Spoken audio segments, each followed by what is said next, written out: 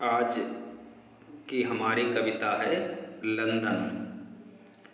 इस कविता में कवि विलियम ब्लेक ने संपूर्ण समाज में फैले हुए भ्रष्टाचार का वर्णन अपनी इस कविता में किया है।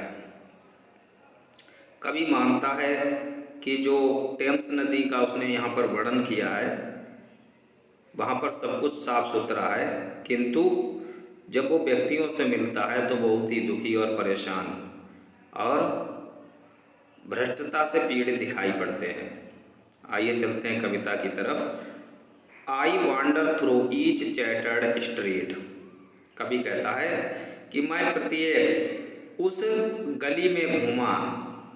NEET where the chartered Thames does flow, जहाँ पर साफ सुथरी टेम्स नदी बह रही है।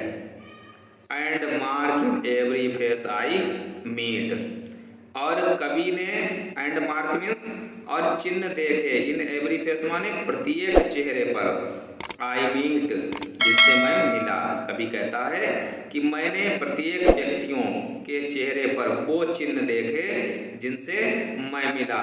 किस प्रकार के वो चिन्ह थे? Marks of weakness, marks of वो।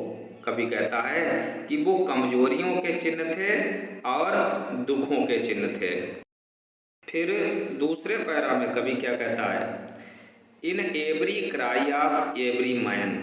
जब कवि वहाँ पर व्यक्तियों से मिलता है तो उसे व्यक्तियों के क्राइम्स, चिल्लाने की आवाज़ें, मतलब दुखी आवाज़ें प्रतीत होती हैं।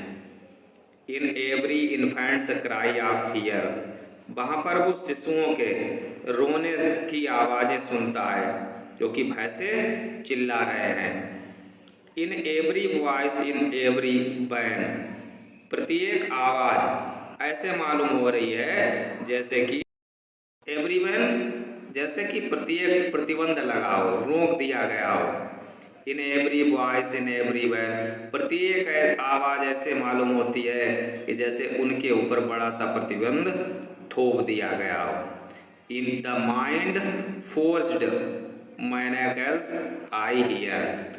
कवि कहता है कि जब वो अपने मस्तिष्क पर जोर डालता है तो उसे ये सारी चीज़ें कैसी प्रतीत होती हैं?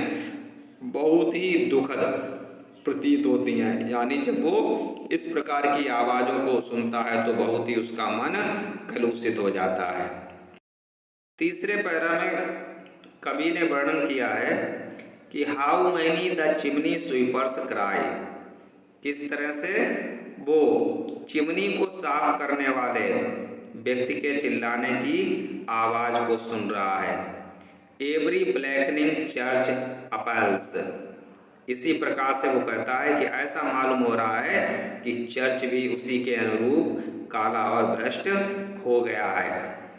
And the helpless soldiers Sai, वहाँ पर जो है सैनिकों की ऐसी असहाय सी आवाज़ें, यानी कि ऐसी आवाज़ें सुनाई पड़ती हैं जो आहें भरने वाली हूँ।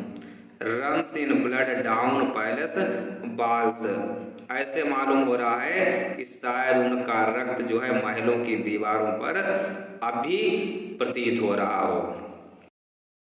किंतु अंतिम पैरा में कवि क्या कहता है? कहता है कि बट मीन्स किंतु, most through midnight street I hear. कभी जब टेम्स नदी के ऊपर घूम रहा है, वहाँ पर बना हुआ जो रनवे है उसके ऊपर घूम रहा है, तो वो क्या कह रहा है कि इनमें सबसे ज़्यादा आवाज़ें उसने कौन सी सुनी?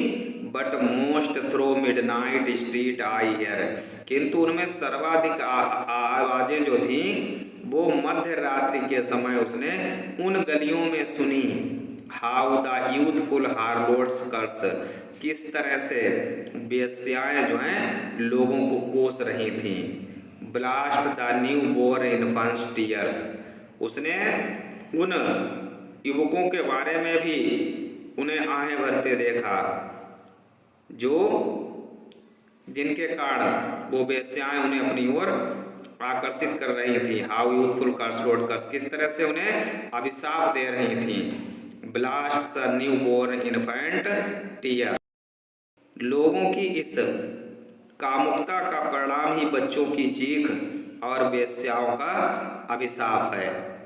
And blights with plague the marriage hearse, और इसी के कारण वे विवाह की पवित्रता को नष्ट करने के साथ ही साथ अपने को पुरुषों की ओर आकर्षित करती हैं।